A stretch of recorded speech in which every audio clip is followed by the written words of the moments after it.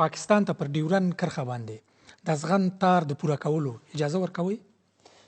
دا موضوع ډیره لنجمنه موضوع ده. تیرې ادارې دوی ته اجازه ورکړې وه او ټول سیمې خاردار یا ازغن تار چې دی دا تیر شوی دی په ډېر محدوده ساحه کې پاته دی. دا موضوع کې موږ تر اوسه پورې تصمیم نه دی نیولی. ما دا موضوع د وزیرانو شورا ته هم وړاندې کړې ده او بیا مې مشرتابه ته هم دغه کړې ده وړاندې کړې ده. نو پر دې باندې مشورې روانې دي چې څنګه هدایت د مشرتابه د خوا څخه موږ ته کېږي انشاءالله د هغه مطابق به موږ عمل کوو. فی الحال خو موږ تر اوسه چاته اجازه نه ده ورکړې چې د ازغن تار تیر کړي. آینده چې تصمیم د اسلامي امارت او د مشرتابه هر څه وو د هغه مطابق به موږ اقدام کوو.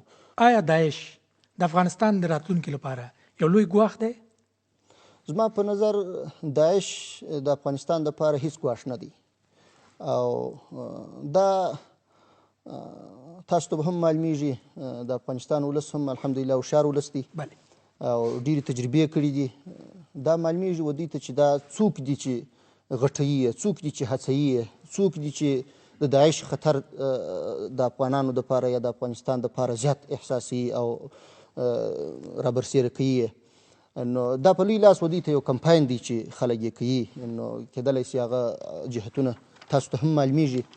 موږ تقریبا په 100 کې 15-80% 90% د داعش مخه نیولې ده.